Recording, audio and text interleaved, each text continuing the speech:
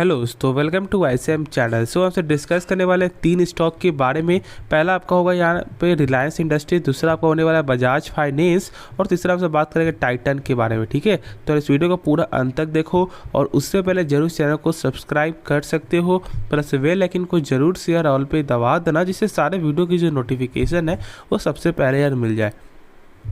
जब बात यहाँ पे आपको आता है रिलायंस के बारे में ना, तो लोग यहाँ पे आपको अक्सर भूल जाते हैं कि क्या का फंडामेंटल सही है या नहीं, क्योंकि लोगों को पूरा भरोसा होता है कि ये कंपनी एक ज़बरदस्त कंपनी है, पैसा लगा दो, आज नहीं तो कल यहाँ पे प्रॉफिट बना के देगा ही, और ये एक सही भी है। ठीक है, लेकिन अब जानते हो कि यहाँ पे अब रिलायंस क्या कर रहा है, जियो फाइनेंशियल को यहाँ पे आपको अलग कर रहा है, यानी कि जो डिमर्जर कर रहा है। ठीक है, अब उस लोग अभी भी डाउट होता है कि क्या यहाँ पे बोनस मिल रहा है, क्या यहाँ क्या स्टॉक बढ़ जाएगा। नहीं, ऐसा नहीं होगा।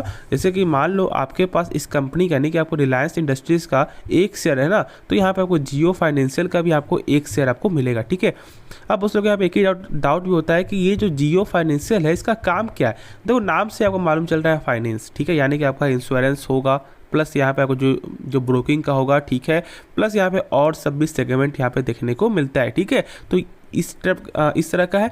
लेकिन वही यदि आपको रिलायंस जो है इससे ना जियो यदि बाहर जाता है, यानी कि जो आपका टेलीकम्युनिकेशन जो बाहर जाता, तो फिर तो यार इसमें बहुत बड़ा धमाका देखने को मिलता है। ठीक है, जियो फाइनेंशियल में यहाँ पे कुछ फर्क देखने को क्यों नहीं मिला, क्योंकि यार बहुत कम परसेंटेज है। ठीक है, लगभग 0.32% ही देखने को मिलता है। ठीक है, जिसके रिगार्डिंग कोई भी ज़्यादा आपको इम्पैक्ट जो है ना नहीं मिलते हुए दिखाई दे रहा है। ठीक है, अब यहाँ पे एक चीज़ और जानना है यहाँ पे आपको कि क्या अभी इस लेवल में बाई करना चाहिए।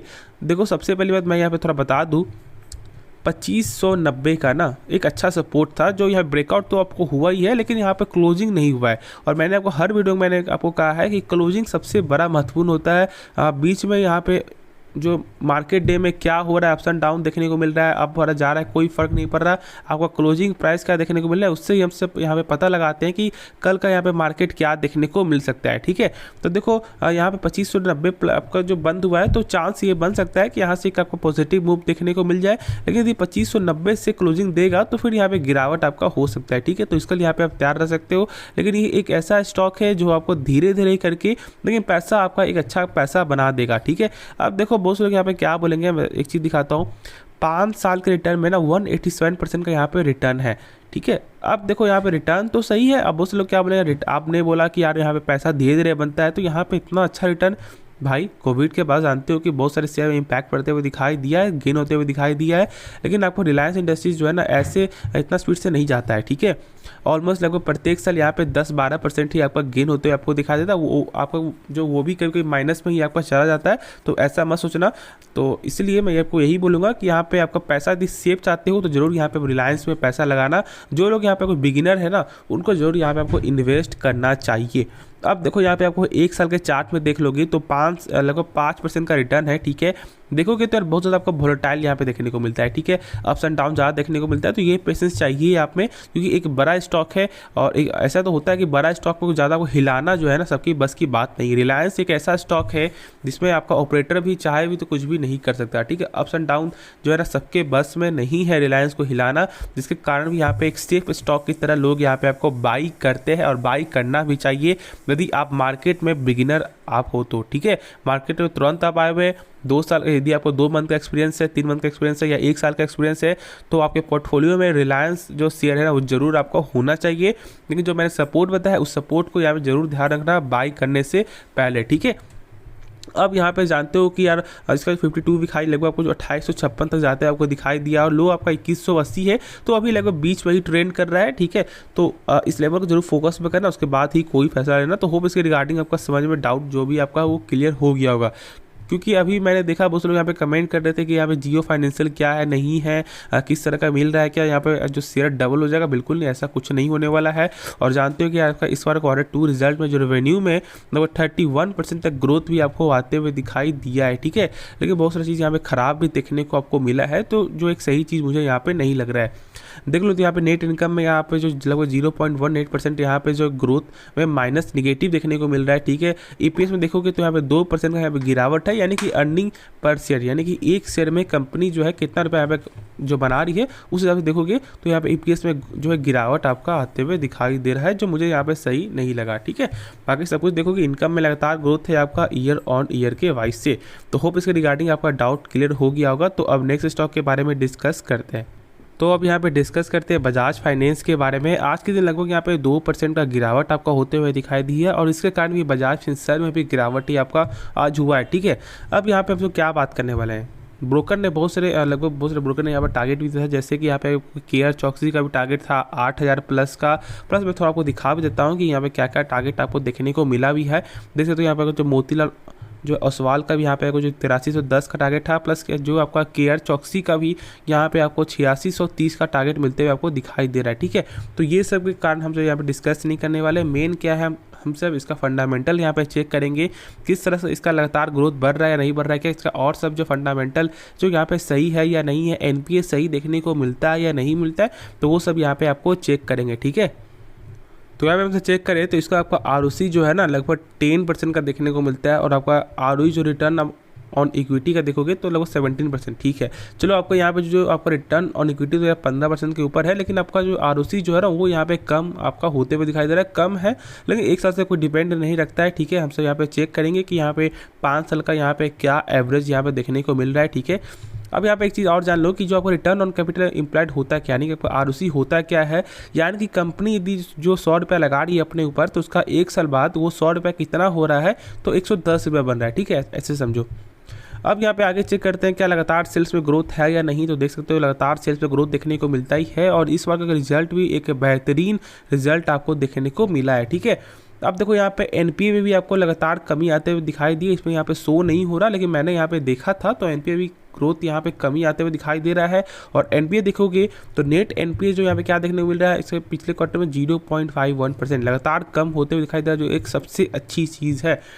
अब यहाँ पे बहुत से लोग डाउट होता है कि NPA होता क्या है। NPA यानी कि आपका नॉन परफॉर्मिंग एसेट।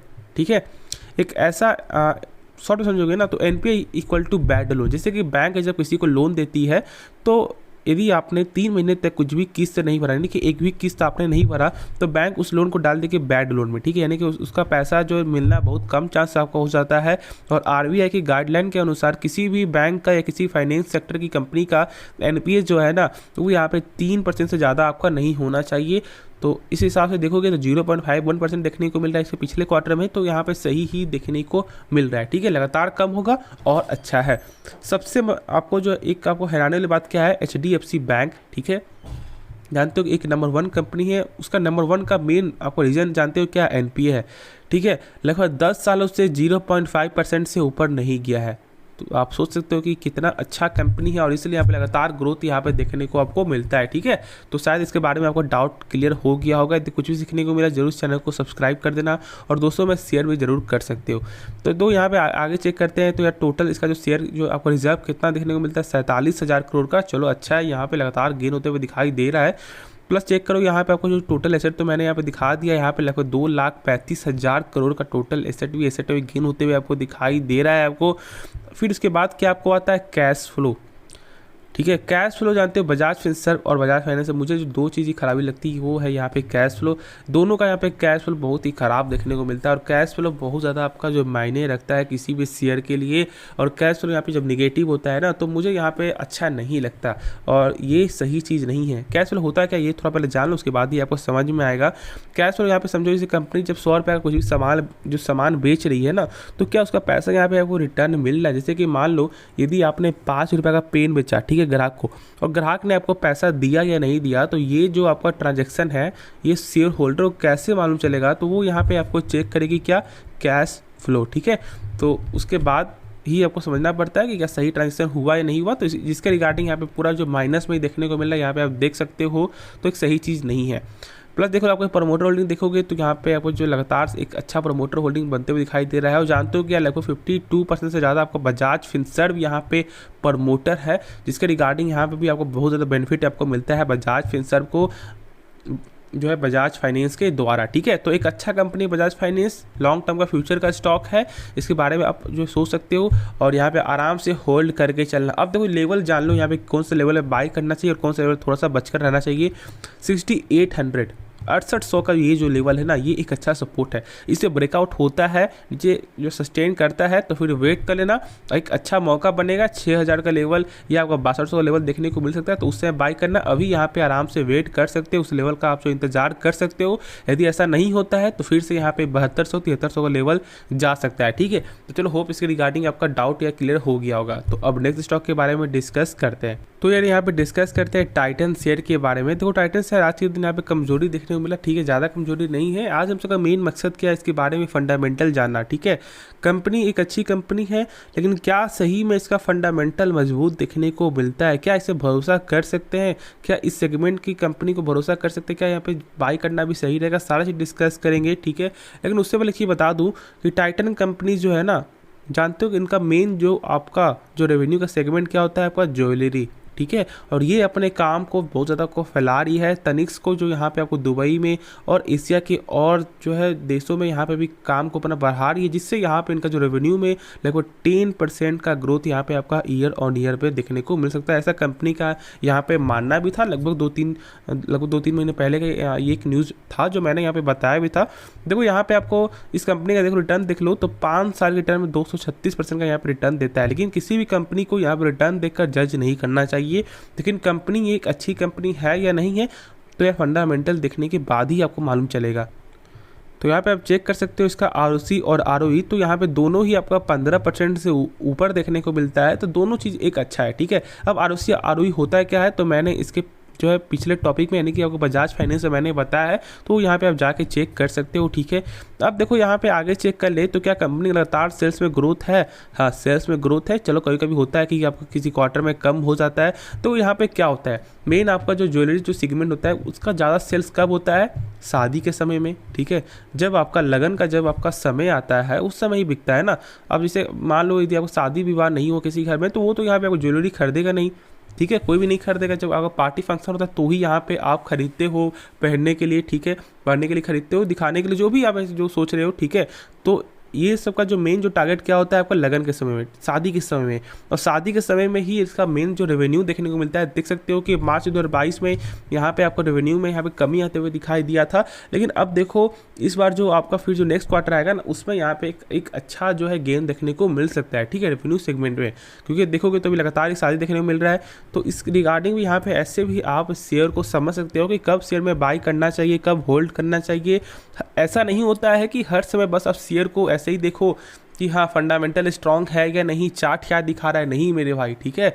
हर तरह से आपको सोचना पड़ता है कि किस तरह से आप पैसा बना सकते हो, ठीक है। एक मेन यही नहीं है कि बस आप जो चार्ट देख लो और या फंडामेंटल देख लो तो यहाँ पे शॉर्ट टर्म पैसा बना लोगे, नहीं। शॉर्ट टर्म में पैसा बनाना है तो आपको जो है टॉपिक ढूंढना पड़ेगा कि किस किस टॉपिक में या किस किस समय में आप बाई करोगे, जिससे आपको तुरंत बेनिफिट यहाँ पे मिल जाएगा, ठीक है।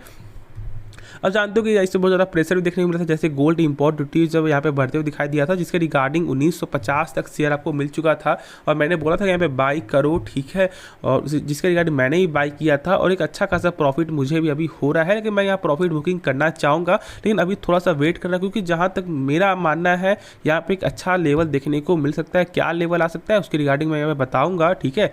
तो देख सकते हो प्रॉफिट देखोगे क्वार्टर देखोगे तो यहाँ पे एक अच्छा प्रॉफिट देखने को मिला था, गेन देखने को मिला है। लेकिन आपका ईयर से देखोगे तो एक जबरदस्त शार्प देखने को मिला है, ठीक है। तो आप समझ सकते हो कि मैं यहाँ पे क्या बोलना चाह रहा हूँ, ठीक है। रिजल्ट बहुत अच्छा रिजल्ट यहाँ पे देखने को आपको मिला है, ठीक है। अब यहाँ पे चेक करते हैं कि क्या इसका जो है आपका टोटल एसेट क्या लगातार गेन होते हुए दिखाई दे रहा है। तो देख सकते हो अच्छा गया, टोटल एसेट भी आप गेन हो रहा है। प्लस देखो आपको बोरोइंग का देखोगे तो बोरोइंग भी यहाँ पे सही है, ठीक है। रिजर्व देखोगे 10,000 करोड़ का रिजर्व भी है, तो एक अच्छा यहाँ पे निकल के आ रहा है, ठीक है। कैश फ्लो चेक कर लो तो कैश फ्लो यहाँ पे क्या देखने को मिल रहा है, माइनस में, जो मुझे बिल्कुल भी पसंद नहीं है, ठीक है।